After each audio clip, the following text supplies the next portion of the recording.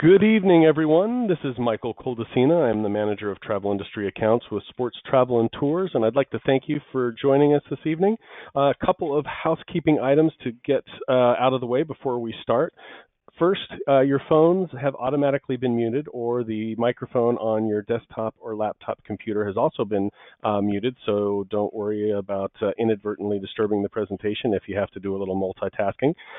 Second, we will be answering questions, and the way we will be doing this, when you first signed in, there should have been a Go to Webinar toolbar that popped up. One of the modules or items should be a question feature where you can just type in your question at any point in time during the presentation, and at the end of the presentation we will answer any questions. So without any further ado, let's go ahead and get underway. I know that there may be a few people that are with us today that this may be their first opportunity to join one of our webinars and may not know a lot about sports travel and tours. But just to give you a high-level overview, we are in our 22nd year of operation, offering fan travel packages to games and events all over North America and to some select international destinations as well. We're best known for our baseball road trips, pro and college football gridiron getaways, Hall of Fame travel packages, and the many classic events that we offer, such as the Kentucky Derby, U.S. Open, and the Tournament of Roses Parade. Our experience and attention to detail, as well as our customer focus, have enabled us to have a return guest rate that is always high, usually 60% or higher. We've also partnered with great organizations such as the National Baseball Hall of Fame, and this allows us to offer many exclusive features to select tours.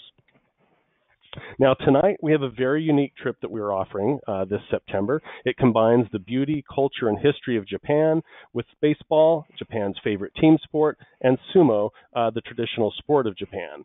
We're going to visit Osaka, Himeji, Hiroshima, Nara, Kyoto, Takayama, Hakone, and Tokyo. We also have a special guest with us tonight. We have Sean Horman from Western Leisure. Western Leisure is based in Salt Lake City. They are one of the many partner companies that make up Travel Alliance Partners. If you've joined us before, you know that Sports Travel and Tours has been a member company with Travel Alliance Partners, and it allows us to offer a lot of packages that normally we wouldn't be able to offer because it's outside of our comfort zone, which is sports travel. So we've partnered with Western Leisure to help us put together this trip in Japan to have an opportunity to experience baseball outside of the United States, outside of North America, and also enjoy some great scenery, some great history, and some great culture in Japan. So our pricing for this trip is $8,125 per person based on double occupancy, and a lot is included. As you saw on the previous page, it does include round-trip air from San Francisco into Osaka and then returning from Tokyo. The majority of your meals are included, plenty of sightseeing, plenty of baseball games. We actually have 2 of the 4 already confirmed, and we're working to confirm 2 additional so that we will be able to offer 4 baseball games as well as the sumo tournament during this trip. But I wanted to start out and kind of give you a high-level overview of our trip. But first, I wanted to tell you a little bit about the Nippon Professional Baseball League. This is the highest level of baseball in Japan.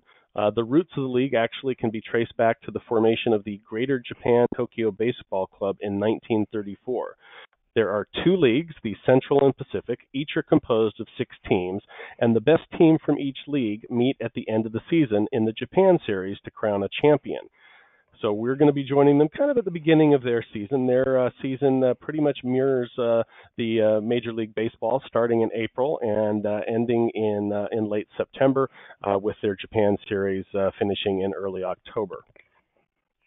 So let's start out with day 1 through 3. September 8th, we're going to be meeting in San Francisco. We will have accommodations at San Francisco International Airport Hotel, which has not been determined at this point. We're going to have a welcome dinner reception that's going to allow you to have a little time to get to know everyone on the trip.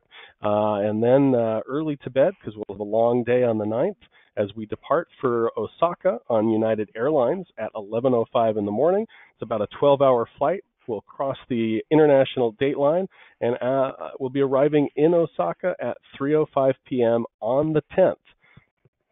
So after getting situated at our hotel, we're going to have a nice welcome dinner, and the remainder of the evening is going to be at leisure. Now, I'm going to bring Sean in here. I've got a number of questions that I'm sure all of you will be interested in. Sean, this is going to be the first trip for many people. As a frequent traveler to Japan and as a former resident, what suggestions can you offer on how to prepare, both in terms of packing, but also for any personal preparation that someone might want to do to get ready to experience Japan?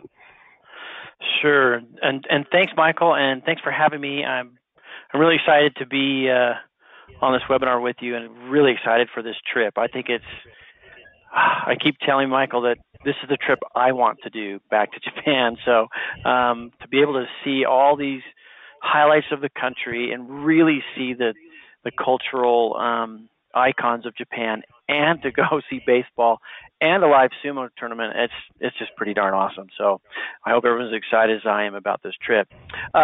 With Japan, I think some of the things that you would do would be what you would normally do for a trip, even domestically or internationally when you're packing. In early September, the weather's very nice in Japan. It's mild, warm, mild days, just lightly cool nights.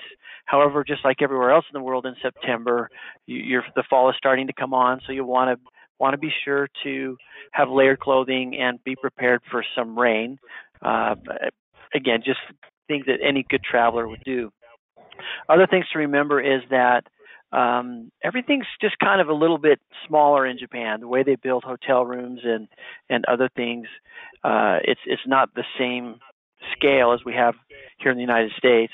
So like when you travel to maybe say France or some other places in Europe where things are just a little smaller, be prepared for that. And I would try to condense, what you bring, and maybe not a giant bottle of shampoo or personal, hygiene things. Just make them a little smaller, so that it's a little easier to get in and out of your room and take with you.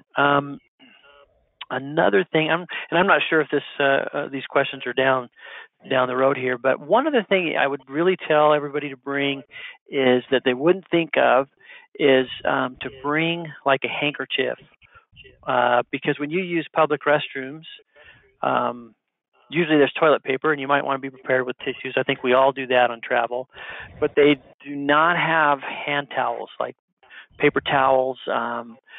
Once in a while you'll find a dryer, but most Japanese carry a handkerchief or something like of the sort with them so that they can dry their hands and that sort of thing when they're using anything public, or even in a restaurant or something like that. So that's maybe one thing I would tell you to bring with you.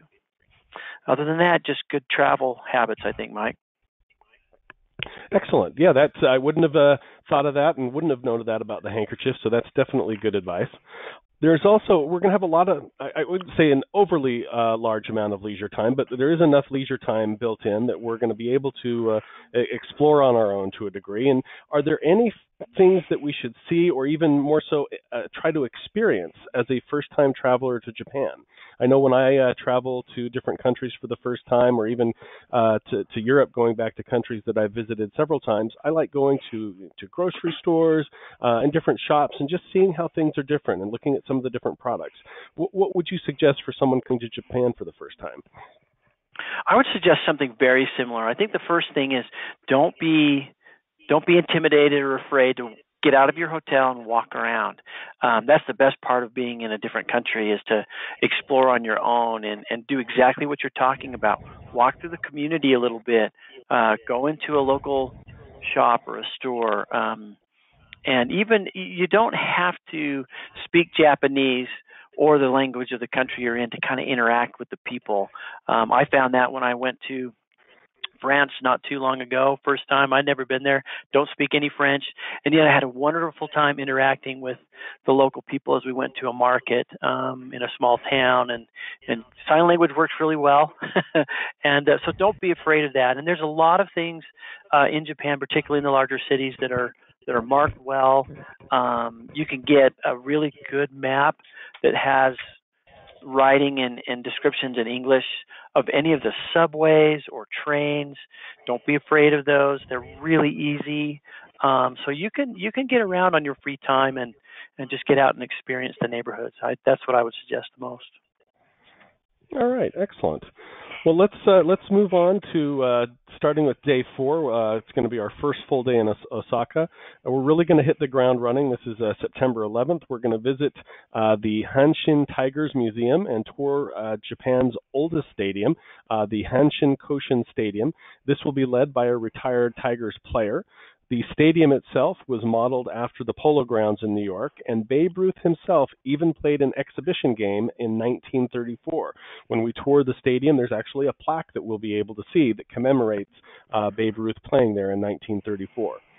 After lunch, we've got a city tour of Osaka and a little bit of leisure time. And then at the end of the day, once evening starts, we're going to come back to the stadium where we will see the Hanshin Tigers hosting the Unichi Dragons.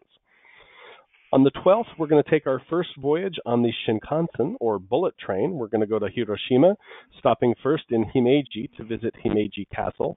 This is widely considered Japan's most spectacular. In Hiroshima that evening, we will enjoy a okonomiyaki dinner. This is a traditional dinner. They're savory pancakes, and that they're served with a variety of different ingredients. Sean, traveling on Japanese trains may be a little bit different than what we have here in North America or even Europe. Can you go over how travel and how luggage porterage will work, and if there's any size restrictions or recommendations for the type of bags people will be bringing? Sure.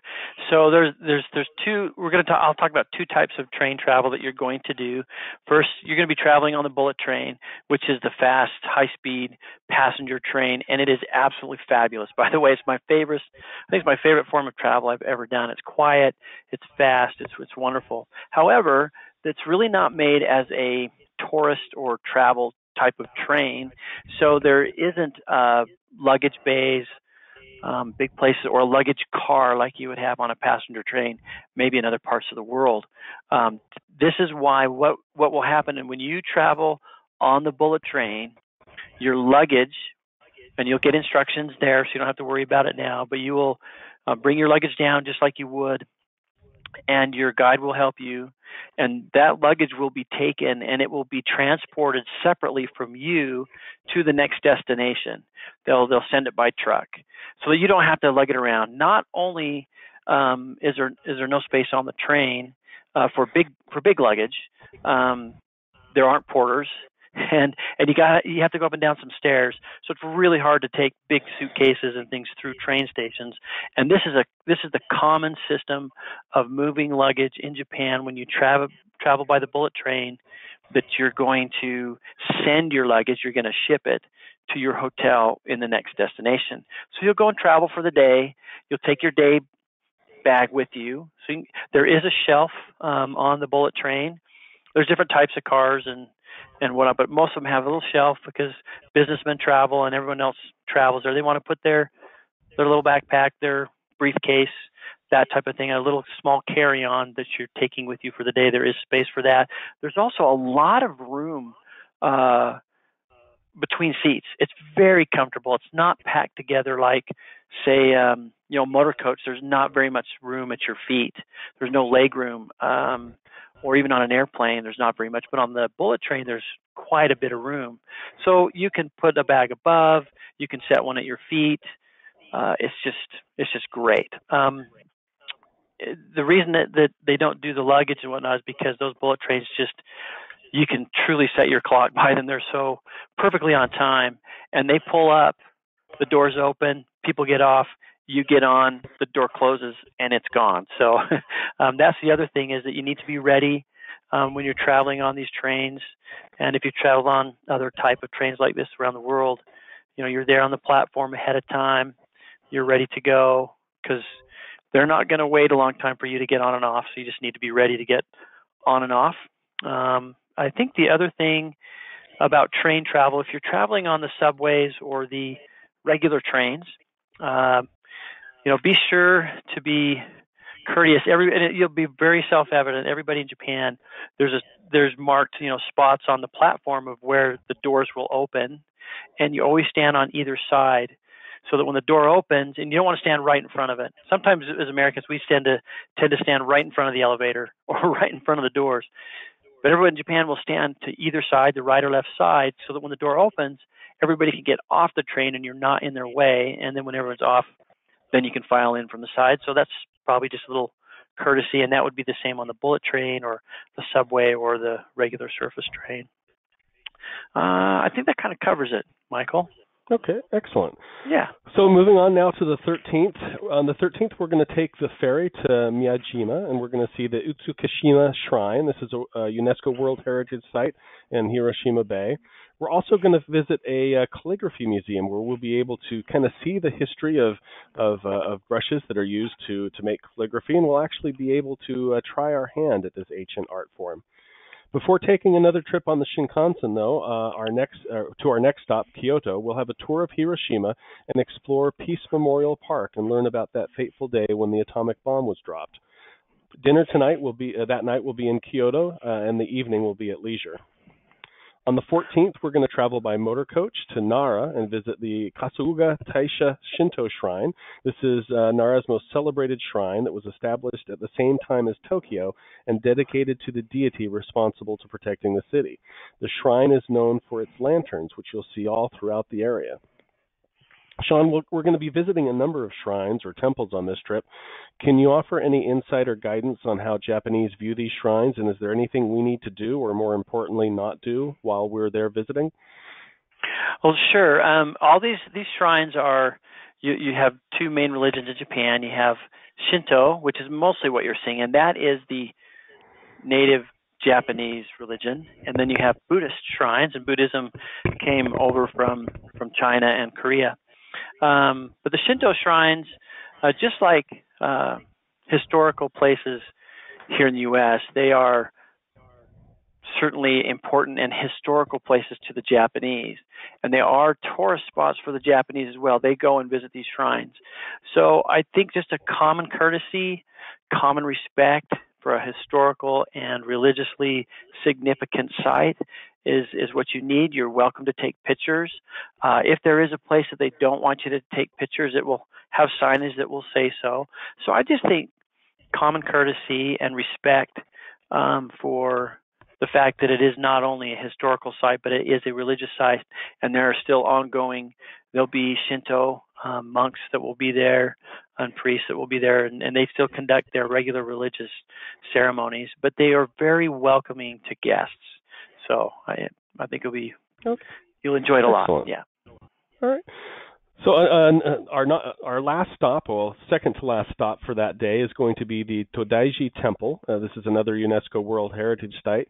It was constructed in 752, and it houses one of Japan's largest bronze statues of Buddha called Daibayatsu.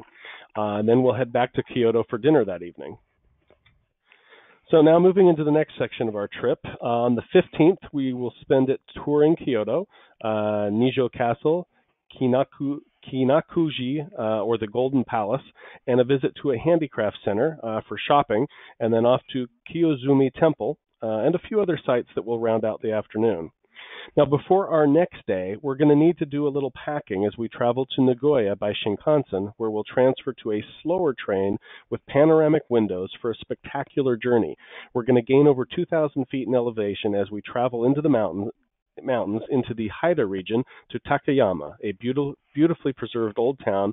It has thatched roofs, a winding river, and surrounding mountains and rice paddies. And tonight, we will enjoy a traditional Haida beef dinner. Sean, can you explain maybe for the next 2 days there's some different luggage, I don't want to say restrictions, that's probably not the best word, but we'll need to do something a little bit differently with our luggage and maybe pack a smaller bag. How do we need to prepare for this, and is there a reason why we need to do this? Yes. By the way, I'm just going to go back a little bit because you have a couple of photos up here, and you're seeing two of my most favorite places in all of Japan. And just remember that Kyoto is the cultural capital of Japan.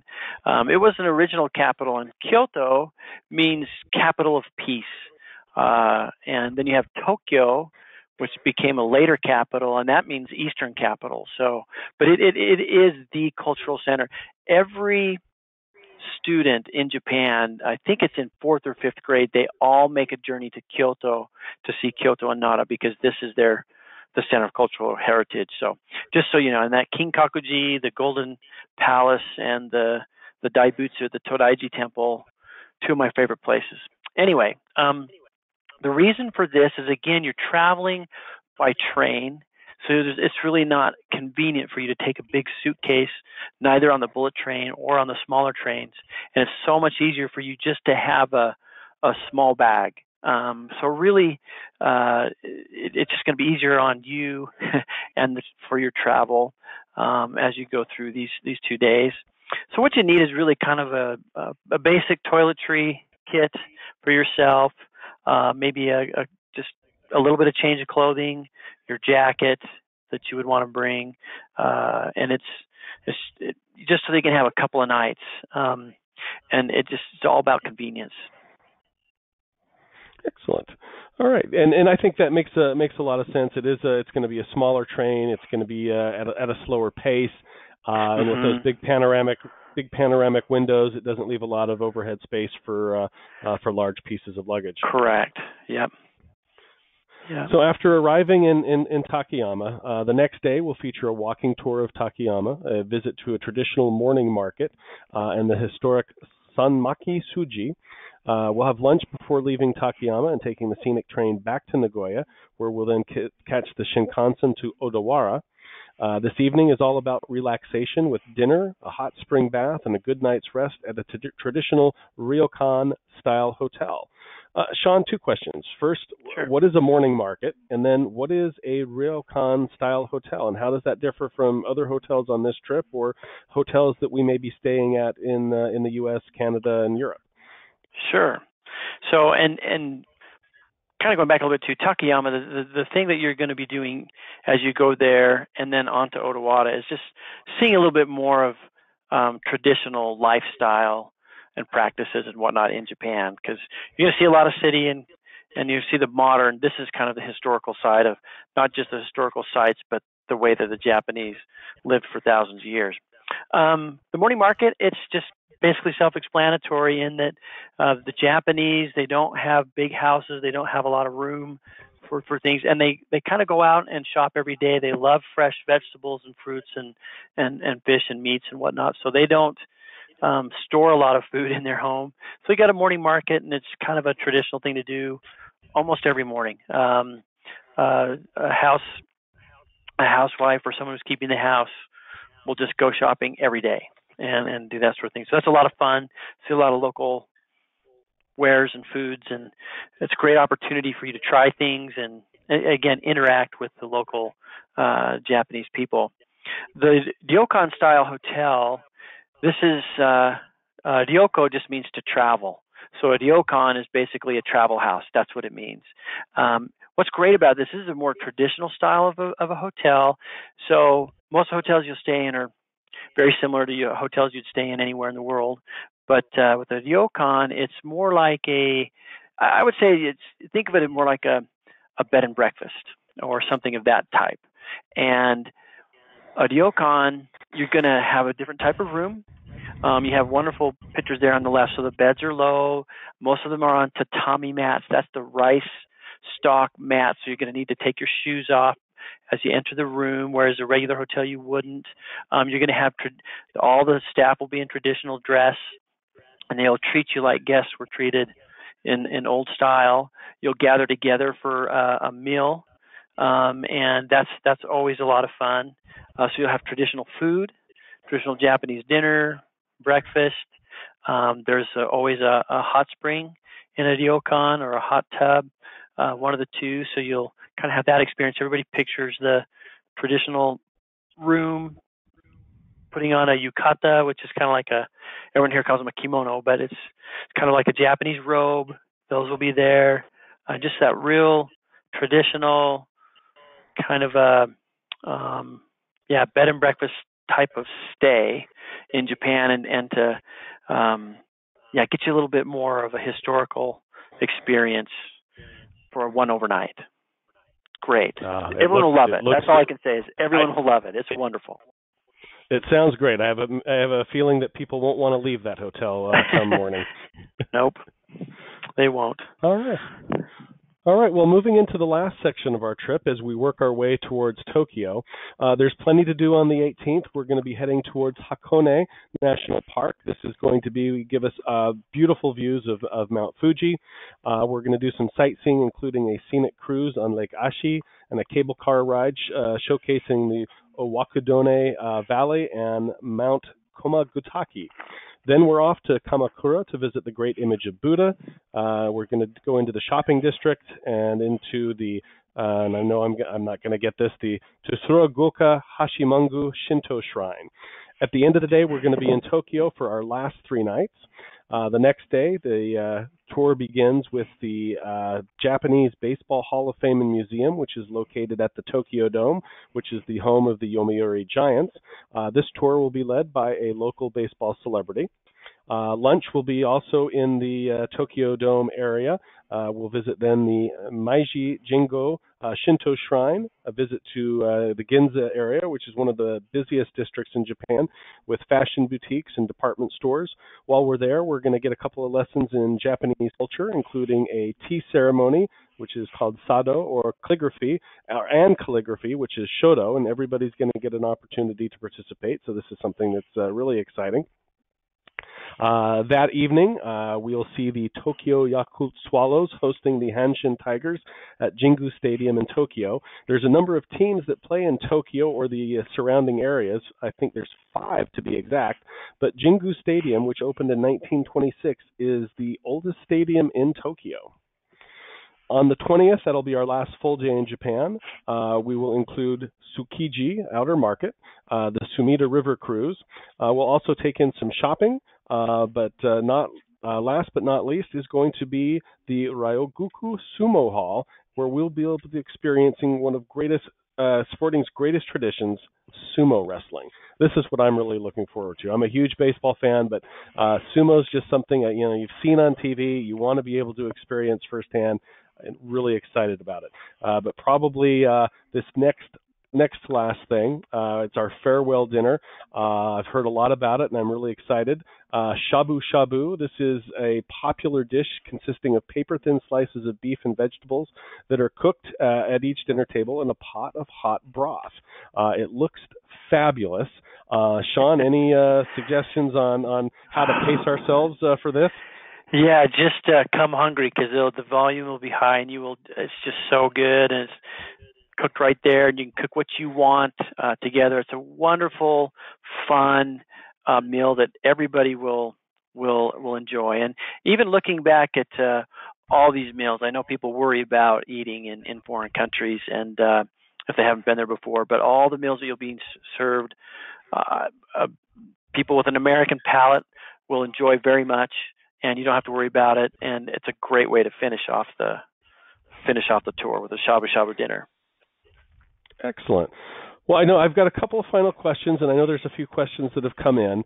Sean, do we need as a United States citizen, do we need a visa to enter Japan? No, you don't. It's a visa waiver program with Japan, so you just need a passport. Oh, excellent.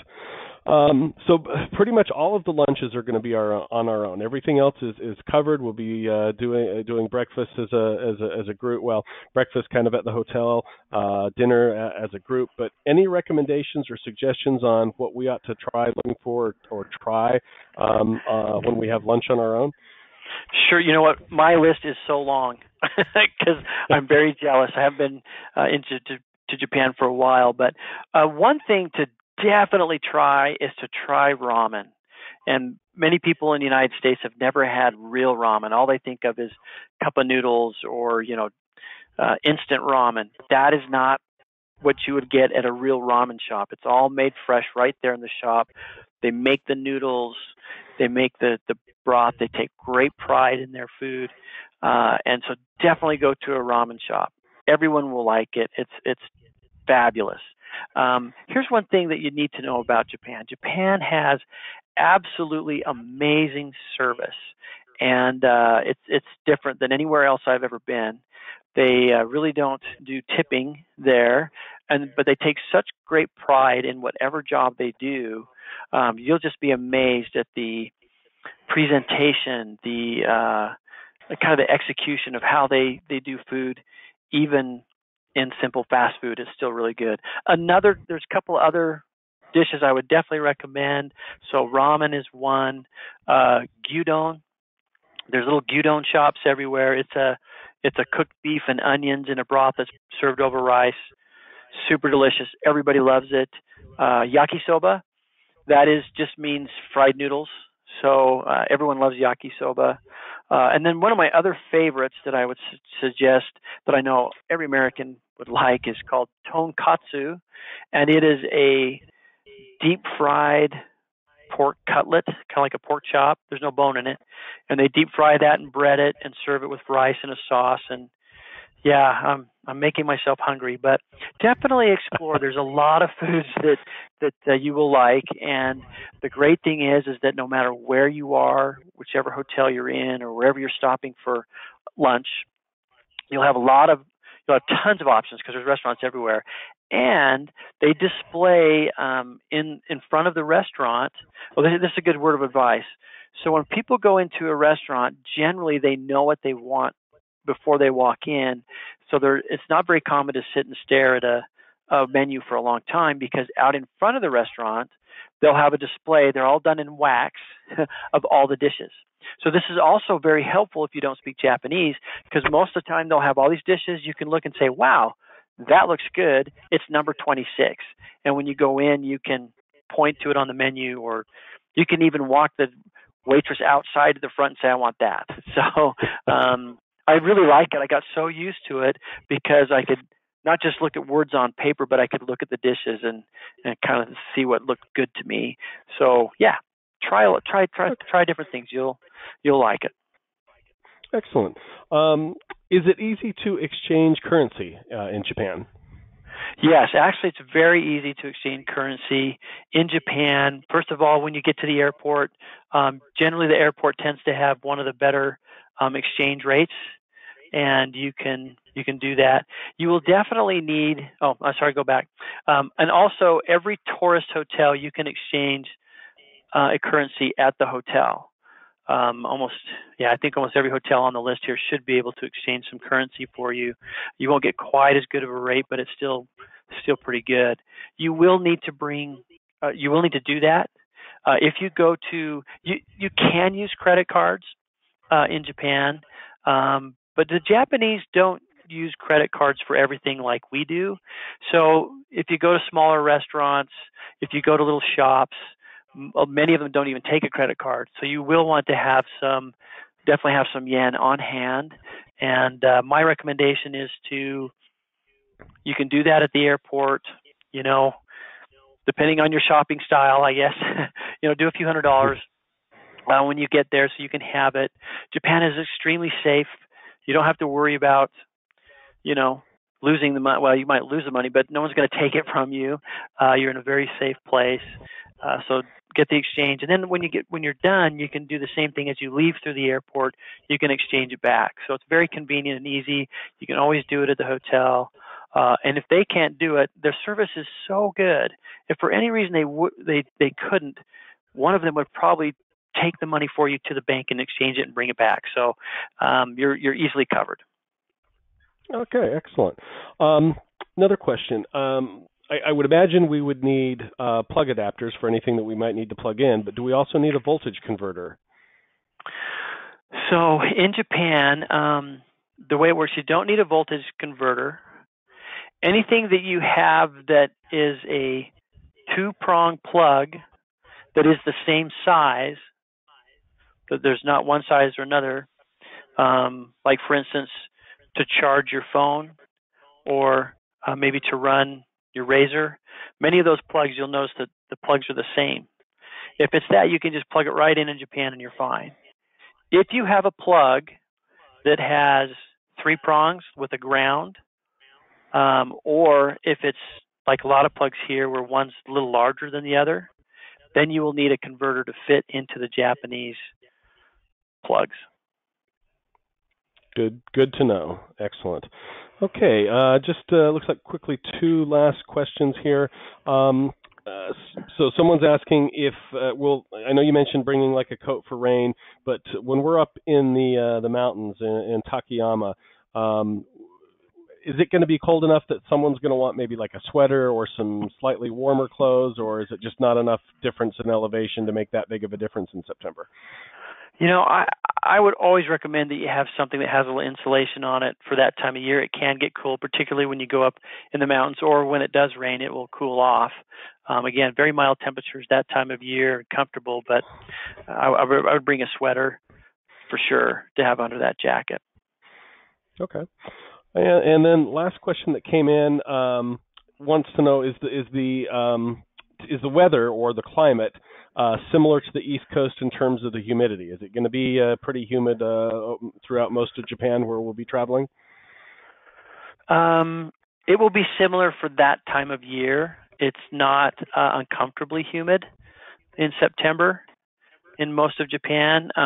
Certainly the southern part's a little more humid than the northern part, but it's mildly humid. It's not